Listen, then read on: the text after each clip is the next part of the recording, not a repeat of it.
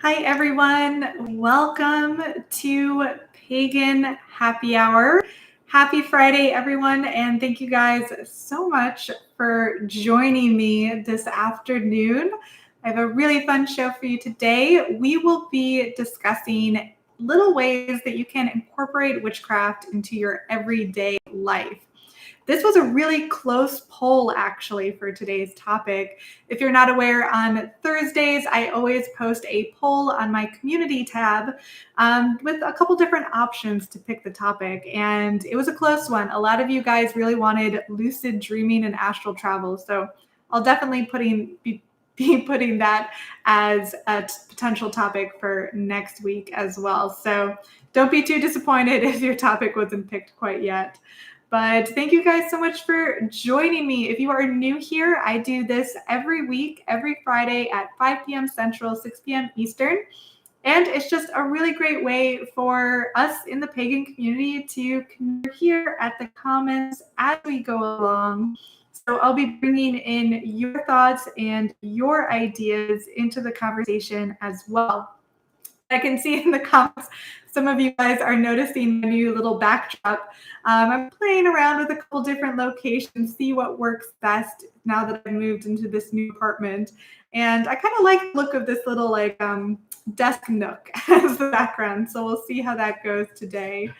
And also there are two great ways you can support the show if you are interested in supporting it. The first way is through my Patreon, which I have linked down below. And my patrons have access to my exclusive Discord server, which is a really great way to meet and connect with fellow pagans and witches and share resources and spells and tips and all of that good stuff. And the other great way to support the show is through Super Chats, which is the $ button towards the bottom of the chat box. And through that, you can donate any amount, and your comment or question will pop up really big. So I'll be sure to see it and bring your ideas into the conversation. And I do have another announcement before we jump into the show today, which is that I recently launched a Kickstarter. I launched it last Sunday. And this is a Kickstarter project for my deck, the Key Tarot. This is what it looks like. I released it with my friend Jamie almost a year ago, and now we are ready to do a second printing. But we're actually going to be doing a limited edition printing of this deck. So it's going to include some extras like some sticker sheets. It'll include a nice handwritten note from us, and it'll include also, if you're interested in like the kind of fancy deluxe pack, you can get a necklace that has the logo of the key and the Ouroboros on there. So just wanted to share that with you. You can click the link down below if you are interested in supporting the Kickstarter project. And it's something I've been working on a lot secretly for a few weeks now. So I'd be really interested to hear your thoughts on the project as well. So let's jump into it. We have a lot to talk about in terms of witchcraft and ways to bring it into the everyday. And I have my drink here. So why don't you guys in the comments let me know where you are watching from today and what you're drinking. Let me cue that drink music and let's jump into it. Okay, checking your comments, and I'm having a sip of my beer. It's a dark one today. I think it's a oatmeal stout. Very intense. Let's see. We have people chiming in from California, from Seattle, from Virginia, Indiana, DC, India, Louisiana, England, UK, Ontario, Minnesota, Denver, Maryland. Let's see, Ontario, Sedona, Arizona, Wisconsin, Hungary, New York City, Canada, Sacramento, Germany, and West Texas. Awesome. Thank you guys so much for tuning in. I hope you're having a nice drink or beverage today, and let's jump into the topic. Okay. So today we are talking about witchcraft and little ways that we can kind of incorporate it into the everyday. Because a lot of times when you pick up books about witchcraft, especially some of the older books, um, let's see, the Big Blue book comes to mind. You might be familiar with that one. And a lot of them are based in these kind of elaborate rituals where you need a lot of tools, you need other people, and they are more in the initiatory practice system of witchcraft. And that can be fun and wonderful if you're into it. But it's definitely not something we can really do in our everyday lives, right? So I wanted today to talk a bit about what's the other side of that coin? Yes, there are plenty of elaborate witchcraft rituals you can do, but what can we do simply? What can we incorporate easily? And how can we make it fun, right? Because I think witchcraft should be fun too. It can't be serious all the time. So that's what we're going to be talking about today. So these are really simple things that you can just do to, bring a little magic into that everyday life. And the first thing I wanted to talk about is mindfulness, because mindfulness is something that is not just important in witchcraft, but is a great skill to develop for pretty much any reason. And there's been a lot of kind of scientific studies on how better wellness, not wellness, mindfulness, better mindfulness can, affect your life in a really powerful way. So when we're thinking about mindfulness, I think it fits in very well with witchcraft, because witchcraft, when it comes down to it, it's noticing and acknowledging the power that exists in the world around us, the power that exists both within and in the natural world, right? That's what makes witchcraft different than mainstream religions, right? Like in Christianity, when they are doing a prayer, that is kind of similar to witchcraft in a way, right? You are focusing your mind, you are being mindful, and you are sending an intention or a wish out into the universe. In witchcraft, it's similar in terms of we're sending a wish into the universe, but we usually have extra stuff, right? We have tools, we have ingredients, we have candles or incense. So we're basically praying with accoutrement. And usually this extra stuff is something that's coming from the natural world. And the reason for that is that witches believe that there is a type of inherent power existing within our earth, within these natural items, and an inherent power that exists within ourselves. We don't necessarily need to rely on a deity or a divine power to affect our life. Instead, we actually have the capability to make those changes on our own, especially when we incorporate power from these natural materials in the earth.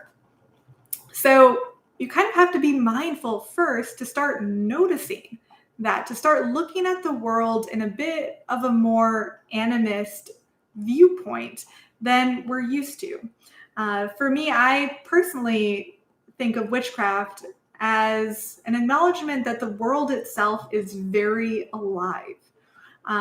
It's not just us humans that have consciousness, but that consciousness can come in many forms, many layers, many types, and that the earth itself does have a type of consciousness that we can interact with and tap into from time to time. And you're not going to notice that when we're distracted, right? When we're distracted by everything that's going on in the world. So we have to train our minds to be more mindful, to notice these subtle things. Now, there are many ways to train yourself to be a bit more mindful that we can incorporate in the everyday. Of course, you've heard of meditation. That's an easy one. Everyone talks about that. But it can be a great tool for witchcraft in general, because with meditation, and especially guided meditations and visualizations, those are something that plays in really well with any type of spell that you might be wanting to try. Most spells involve some type of visualization, visualizing the energy flow, visualizing what you want to come into reality. So meditation is a great way to start building that visualization skills. And you can really do any type of meditation. There are so many out there, and there are a ton of great free resources as well. I'm a big fan of guided meditations, and I often do ones on YouTube. If you just type in guided meditation, a ton of great stuff will pop up for you. Another great thing you can do is a walking meditation that kind of both helps you become mindful and also in a very witchy way helps to connect you to the natural world around you, which is something that I think is very core towards a modern witchcraft practice. So, either just a regular seated meditation or a walking meditation, either of those is going to really help you develop your mindfulness ability. Another great way to develop mindfulness is through daily journaling. And this doesn't have to be something elaborate or take a lot of time. It can be, 5 minutes a day. And I don't know about you guys, but witches tend to like journals and like notebooks and like to write things down. And I am so guilty of buying journals and not always finishing them. I always get sucked in by a beautiful leather bound journal and I buy it and then I write a few pages and then I start over with another one. But I have many different ones, and there are different types of journals you can think about using. Of course, if you are familiar with witchcraft, you might be aware of the term Book of Shadows. And Book of Shadows is something that it's just a journal where witches will jot down anything that is tied to their spiritual path. It could be educational information like correspondences, moon phases, things like that. It could be spells, rituals. It could be your personal experiences doing those types of things. So it can include a lot of different things, all depending on what witchcraft tradition you are interested in being part of. Grimoire is a little bit similar. Now, grimoire is a bit older in terms of that terminology going back in time. I do have a video on my channel you can check out if you're interested in the differences between Books of Shadows and grimoires. I dive deep into the history of those two books. But grimoires traditionally are more spell and recipe based. They include instructions, kind of like a recipe book, but instead of just cooking, you are also, seeing everything about spells. So grimoires are great. Book of Shadows is great. And you could do a dream journal. Dream journals are a great way to both build mindfulness and to connect with your intuition as a whole in a daily practice. And dream journals can be really weird sometimes, because sometimes when you wake up from your dream, if you do remember it, and then you try and write it down, you realize how bizarre it really was. Or at least I always think that way whenever I try and write down what actually happened in a dream. But keeping that record can get really interesting because you might start to notice repeated symbols or repeated scenes in your dreams that might be indicative of some type of message from the universe or a message from yourself that is trying to enter into your conscious mind.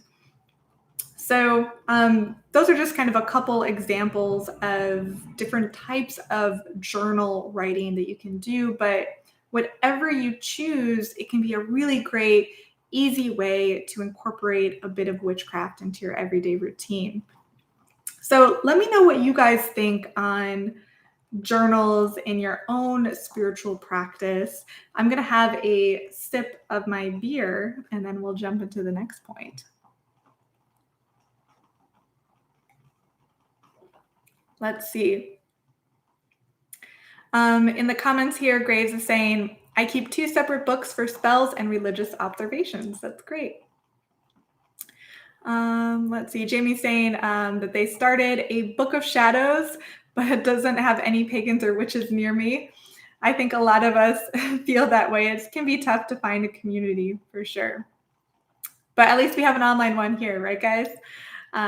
Let's see. Oh, I see someone mentioning a tarot journal. That is another great type of journal you can have. If you are interested in learning tarot, keeping a journal can be a really great part of that learning process. Let's see. Great comment here saying, keeping old journals for self-reflection really keeps me in a state of gratitude from the growth. Yeah, that's a great point. Let's see. Lori Michelle in the comments is saying, journals are great to sort out emotions. My grimoires are more magic-based than my journals. Yeah, that's kind of the main difference usually between a grimoire and a book of shadows, for example, that grimoires are more focused on the spells and the rituals. But you can really do whatever you want. There's no rule book here. So let's see.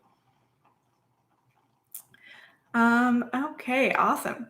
So the next thing I wanted to mention is a bit of daily reading, which is also good for you regardless of if you're into witchcraft or not.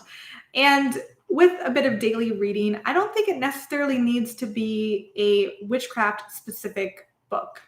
So there are tons of books that come out every year that are all about witchcraft, and they can be fun reads, but you shouldn't feel that you need to like limit yourself to those types of books if you are interested in learning witchcraft, because there's really a lot you can learn from witchcraft from books that aren't inherently witchy. Let me tell you what I mean by that. So for example, a huge part of witchcraft is understanding the natural world around you. So reading a book about tree identification or the local birds in your area is actually a super witchy book that you could read. Or reading a book about history. Witchcraft, of course, has a very long tradition going back millennia. So reading about some of these ancient cultures and these magicians and these witches that operated in these ancient societies can be a great way to inspire your own personal practice. So don't feel pressure that you have to go out and buy the latest witchy book that comes out. You can actually learn a lot about what witchcraft is really focused on by looking at non-witchy books and just learning about the world around us, both the natural world and the great history we have as witches. We have such a wonderful and fascinating history of magic that you can study. So I just wanted to mention that. And reading is, of course, something that we can all do. It's not a big deal. And it's just super easy to just kind of do a little 5-minute reading before bed. So we went over mindfulness, meditation, journaling, reading. The next thing I wanted to talk about is cooking, because that's probably something you do every day anyway, right? So a lot of witchcraft is working with herbs, fruits, vegetables, things like that.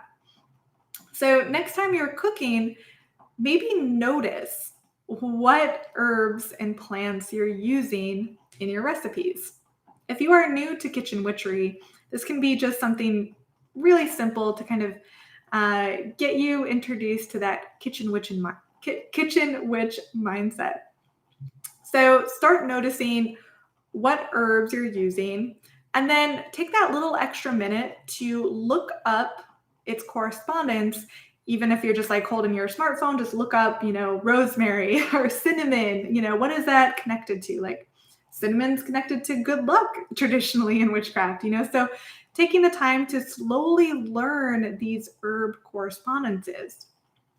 And once you know that, then it kind of naturally leads into casually putting a bit of magic into your cooking. So once you know the correspondences, so like cinnamon is for good luck, for example. Well, next time you're making some mulled cider, maybe add a stirring motion in a particular shape to add an additional bit of witchery to that process. Some people will make the shape of the pentacle. So for example, if you're making mulled cider and you have cinnamon, you have, cloves, you have star anise in there, all with their own magical correspondences and properties, then you take your wooden spoon and you can stir it in a shape or even a custom sigil that you might make. And you can do like an invoking pentagram or a banishing pentagram, depending on what direction you go. And that can kind of either bring something into your life or take it out of your life, depending on if you're using the invoking or the banishing symbol. But the main idea is while you're stirring in this particular magical symbol, you are focusing, you are remembering your mindfulness techniques on what you're wanting to achieve, or you're visualizing a light or an energetic force fusing into that brew that you're making. So that when you consume it, you are bringing that intention, bringing that energy into your body. So next time you're cooking, just start to notice, is there any subtle ways I could bring a little extra magic into this process? And stirring in a type of sigil or a type of symbol is probably one of the easiest ways to do that while you're visualizing. Let me check your comments here. Okay. So let's see. In the comments, Roman Willer says, a lot of my Norse pagan practice revolves around cooking and mead brewing. Lots of freshly grown herbs, as well as binding runes in the cookware and the food itself sometimes. Yeah, runes can be a great thing too, like a different shape that you can be stirring in, or you can even use a wood burner to make the shape of a particular rune on your wooden spoon. So that can be a great idea as well. Let's see. I see Leah in the comments is asking, what is the difference between invoking and banishing? I've just been making pentagrams with no thought of direction. So usually when you are going to the right, so if you're stirring clockwise, that's going to be an invoking. So you're bringing something into your life. So you want to visualize something that you want to come to you, like wealth or love or something like that. Banishing would be counterclockwise, which in witchcraft practice is often called widdershins, if you've ever heard that term. Counterclockwise can be banishing, so things you want to remove. So if you want to remove anxiety, if you want to remove stress, things like that. So that's kind of the difference between an invoking, which is usually clockwise, versus banishing, which is counterclockwise. Let's see.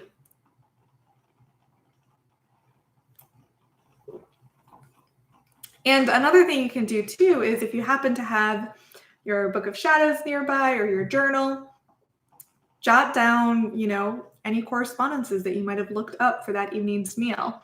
That way you can kind of slowly keep track of the different herbs. And it's easiest when you start with things that you're using and interacting with often. If you open a book about witchy herb correspondences, you're going to find thousands and overwhelming. So I actually find it's easiest to start with, well, what are the herbs I'm actually using? Like I'm growing right now outside: basil, thyme, rosemary. Learning those types of things first. What do you have in your spice cabinet right now? Start with those, and then you can get into the more obscure stuff like mandrake and things like that. That way you can slowly learn these correspondences and kind of drill them into your brain because you're using them a lot. Let's see.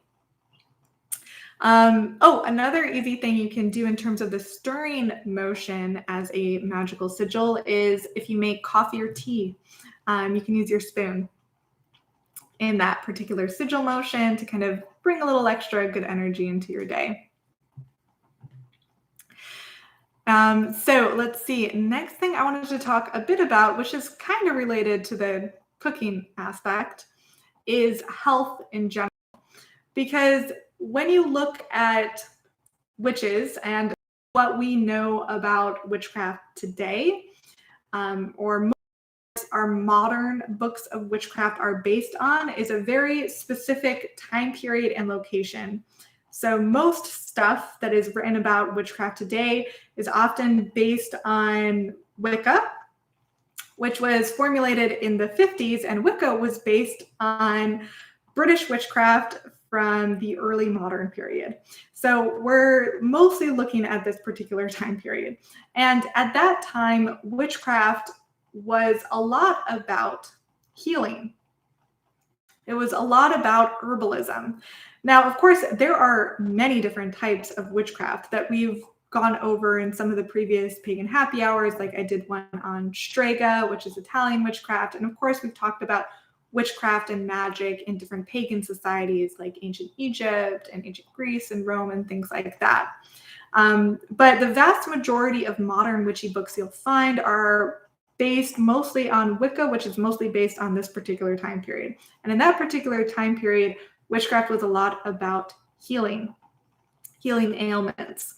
Now, of course, you should never use witchcraft as a substitute for like seeing a doctor. That would be silly and dumb. So don't do that. Witchcraft can be a nice supplement to any type of thing that you might be struggling with, as long as, you know, the herbs don't negate or, you know, negatively affect any type of medical item that you might be using. But it can be really cool to research things like herbs and tinctures and salves and things like that to help assist your healing a little bit more, you know? And that can be just a really great way to connect with the natural world, to have a few tinctures, to have some elderberry syrup, to have some fire cider, some of these simple kind of early remedies that are using a lot of these herbs and herbal correspondences to help you feel a little bit better. So that can be just a really fun thing to do. And, you know, another great thing that's also tied in with cooking is really one of the best ways that we can connect with the natural world on a daily basis, right? And in witchcraft, if we're trying to connect with the daily world, probably the time that we do that the most in our modern day life is either when we're cooking or when we're going on a walk or when we're spending time outside. So really utilizing that time of cooking and looking at it as a moment of investing in our own health when we do cook. And eating seasonally, of course, you don't have to, but eating seasonally can be a great way to connect us to the rhythms of the cycle of the year. And that is a huge feature of witchcraft, is noticing the changes in the wheel of the year and honoring and respecting them. And I've done lots of stuff about the wheel of the year. I have a video all about cycles in paganism you can check out if you're interested. But eating and cooking seasonally can be a great way to start to notice these changes, to become aware that it's not humans and nature as these separate entities, but in fact, we're all living this existence at once, right? So we're all connected to the natural world in so many ways. And in modern day existence, it's so easy to think of ourselves as living separately from the natural world.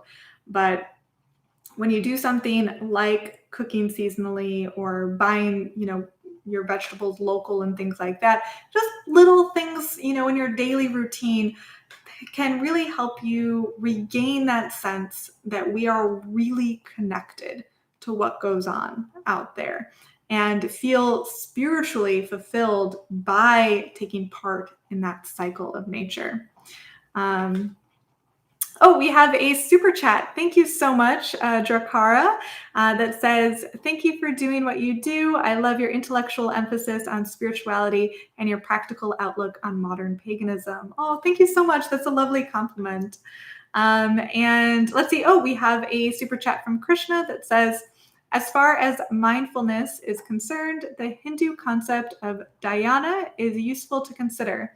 It's about meditative visualization of the deity and their various attributes and what those physical characteristics represent, including the implements they hold, etc. So that's interesting. So I didn't know this about Hinduism, but it seems like part of their visualization meditations involve visualizing the deity and their various symbols. And of course, those symbols that the Hindu deities hold have a lot of significance. So really, you could do that with any type of paganism, I think, right? So you could do a guided visualization to try and connect with different deities, visualize them, what symbols, what sounds, what sights, what smells might be connected to that god or goddess. It could really help you feel more connected. So that's a great idea. And if you're not aware, Hinduism specifically is really fascinating because Hinduism comes from the same root that all the European pagan religions come from. So when we think about, well, it kind of sucks if we're wanting to kind of revisit European paganism and bring it to life. Well, so much of it's lost. We don't really know how they worshipped, how they connected to deities, what were their rituals like.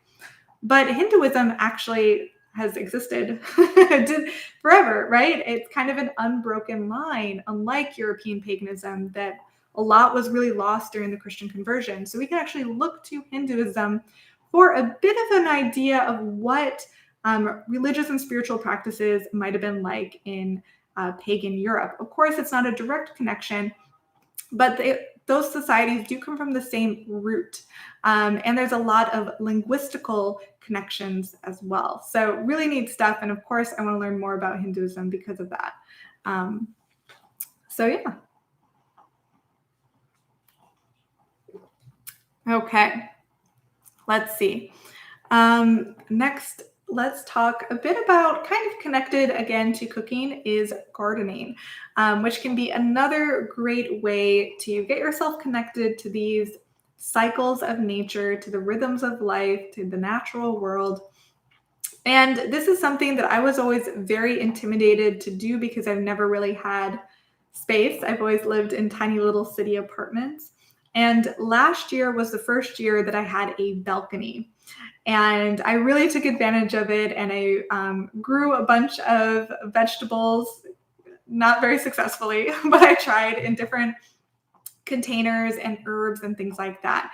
And now I'm setting up this similar kind of situation here in Savannah. So regardless of where you live, you can always kind of figure out like a way to bring maybe a little bit of gardening into your home.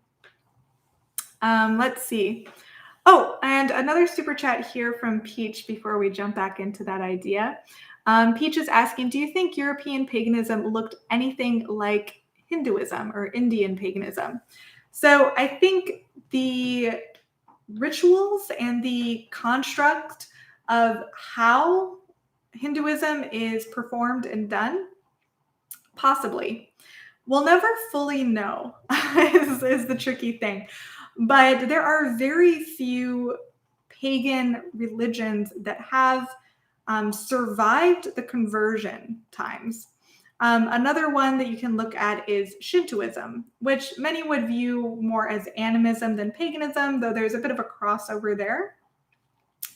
And Shintoism can be another really great place for us modern pagans to look at and see how they are connected to their religion, how it's being practiced, what symbols are being used, and take some guidance from that. So Hinduism and Shintoism, and even there are forms of Buddhism that are pagan-esque.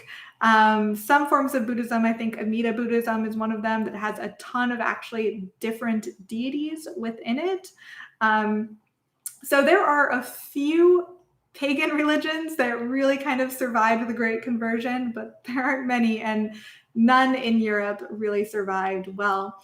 And a lot of books nowadays might make the claim that there is this kind of unbroken tradition, or even you'll hear, if you read books about Wicca, Gerald Garner claimed that his process of witchcraft, Wicca, was from, I think it's called the Black Forest Coven, or this coven of witches that he met that apparently had this line all the way back, before the burning times, all the way back to pagan Britain. That's questionable. Some people believe in that, some don't. but likely there isn't a direct line. So yes, there are some traditions that we can do now that are similar to witchcraft that was done. But even most of the witchcraft that you read about nowadays is from a post-Christianized Britain. So if you want to learn about magic being performed from an actual pagan society, the Druids didn't write anything down, so we really can't learn much from the Druids there. Or we have a few sources from the Norse, but not really much either. But we do have a lot of written material from Greece and Rome that you can actually look at, as well as Egypt. So you can learn more about the specifics of like specific spells. Like you can actually go get a copy of the Egyptian Book of the Dead or the pyramid texts and learn about specific spells, or you can go pick up a copy of the Homeric hymns and use those exact Homeric hymns as a ritual to speak to the Greek gods and goddesses. So unfortunately, we don't know that much about how religion and spirituality was practiced in many European societies, but there are a couple that we know a bit more about, and we can look at things like Hinduism and Shintoism as a bit of guidance. So yeah.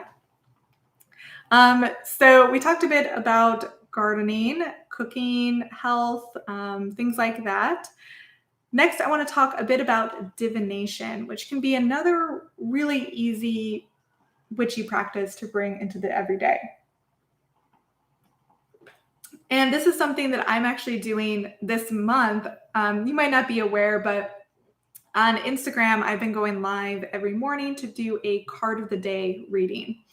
And it's just something I wanted to do. I wanted to challenge myself to put myself out there every day for the month of October doing a daily card reading. And something like that, where you are just spending a few moments in the morning to either pull a tarot card or an oracle card, or if you use runes, to pull a rune, helps you kind of ground and center yourself for the start of the day, helps you tap into the intuition right away as one of the first things you're doing in your day, and helps jog your memory as well, especially if you are learning tarot or learning runes. Pulling that card, for example, in tarot, you have to remember what it means, so it can help keep that memory fresh. Or if you're brand new, you can look it up and maybe jot something down in a tarot journal. So it can be a great part of the learning experience as well. So daily divination is something I highly recommend, especially if you are trying to learn a new divination tool. Connecting with it in a daily way is going to be probably the easiest way to do it. It's kind of like when you want to learn a language, the best way is just immerse yourself to go to that foreign country and live there for a year. Same thing with like tarot and runes. The best way to do it is just to immerse yourself, get in there and do it every day and get really comfortable with, the meanings, the symbols, and it's not like you're going to learn everything right away if you do that. It is a lifetime practice, which is one of the reasons I love tarot and runes. There's so much there that you could spend a lifetime really learning about it. But connecting with that each day can be really wonderful, because so often we're told to ignore our intuition, right, in the rest of our day in our modern existence. And starting the day with a reminder that yes, our intuition is powerful and has value can be a really amazing experience. Let me know in the comments if you guys do any type of daily divination practice. Let me see here. Let's see. Just checking your comments here. I see a few of you guys mentioning that you are also doing a tarot card of the day. And that some of you in the comments are definitely working with runes right now, which is great. Awesome.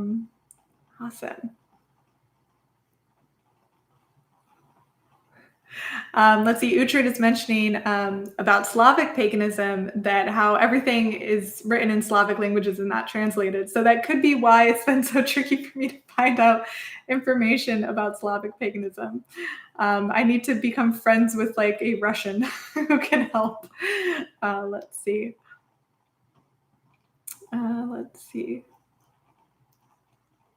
So many good comments here.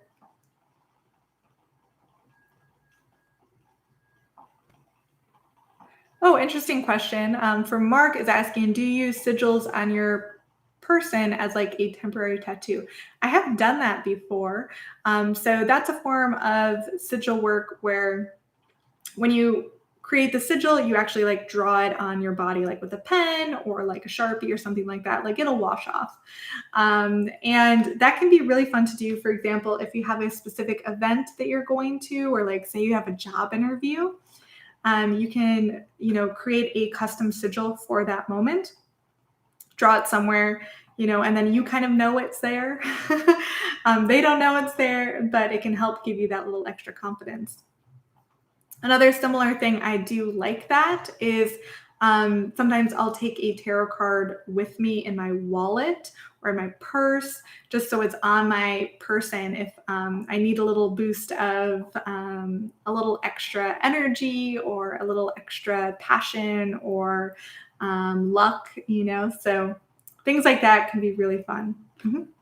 And of course, people do that with crystals too. Which brings me kind of into the next section, which is glamour magic. Now, this is probably going to be something more for the women, though men can definitely do this too. But one of the things you can do is enchant your makeup brushes and your makeup. So I'm doing a little spell with your makeup brushes to visualize, for example, confidence or beauty fusing into that makeup brush or into your blush or your lipstick.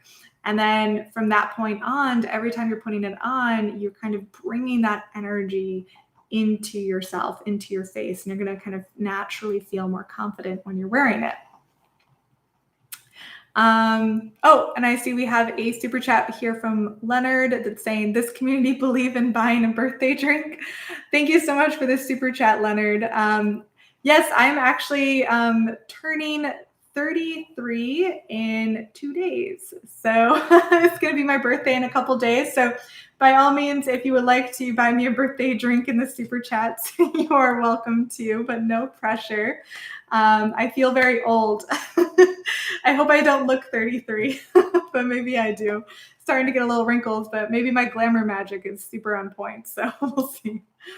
But yeah. So 33. I'm really excited. I'm gonna have a nice dinner. Not this weekend, but I booked this really nice restaurant for a reservation on Tuesday that I'm really excited about. So yeah, it's going to be fun. And thank you guys so much in the comments for giving me your birthday wishes. I really appreciate it. Yeah, I'm an October baby, so I was born in October, which explains a lot, I feel like, for my life. So let's see, going back to glamour magic. So we talked about enchanting like makeup brushes and makeup. Another thing you can do is with your soap, for example, for your shower or your bath.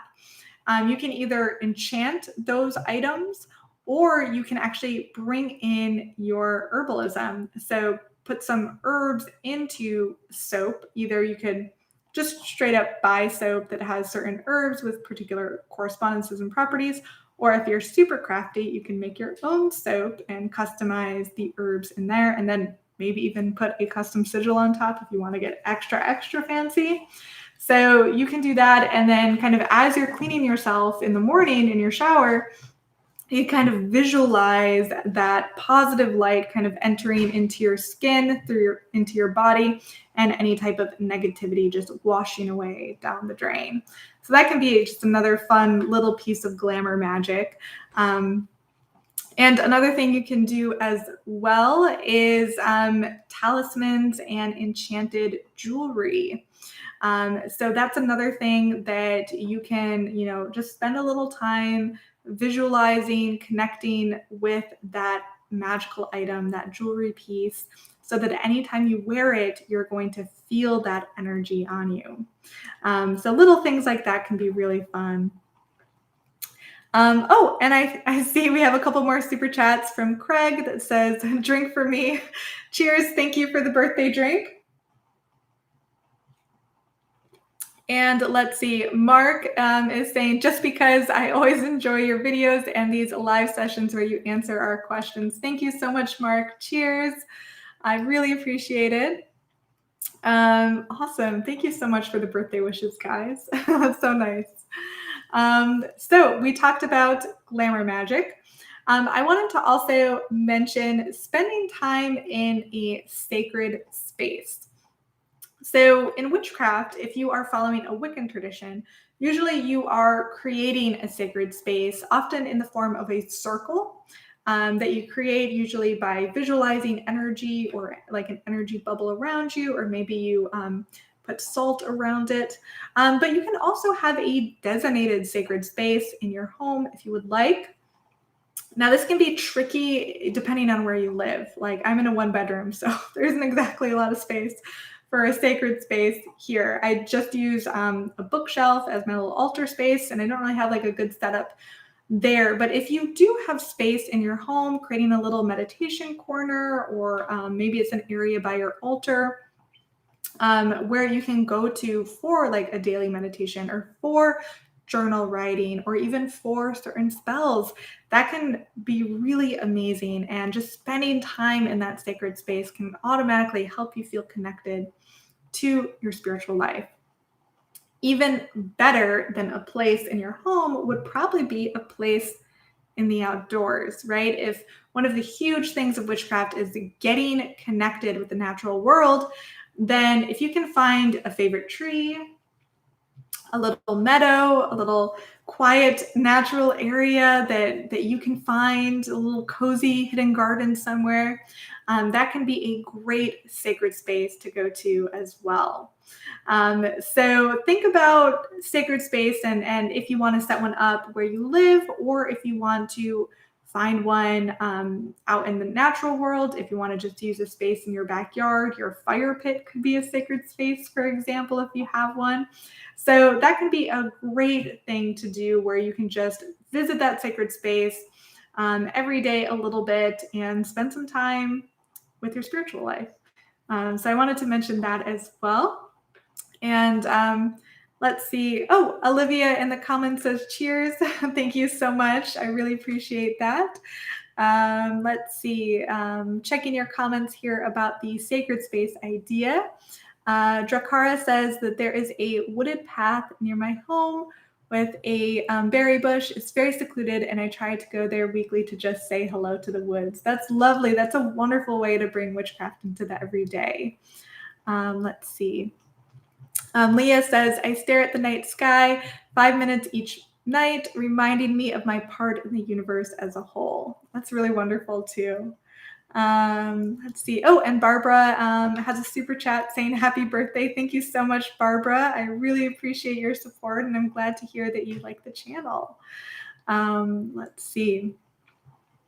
And the last section here in everyday magic I wanted to mention is cleaning, because you probably do a little bit of cleaning every day, or at least maybe you should if you're not doing a little bit of cleaning every day.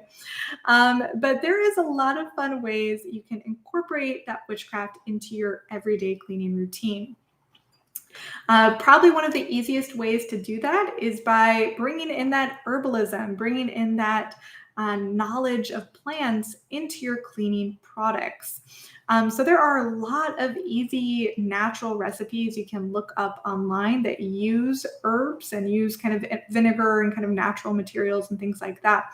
So you can customize and create your own, and then visualize kind of this light going into that cleaning product as kind of a banishing negativity or banishing dirt. That's what you're wanting to do when you clean anyway. So kind of visualizing that into the cleaning product. So then when you are swiping away your counters, when you're cleaning, you're kind of clearing away all the negativity as well.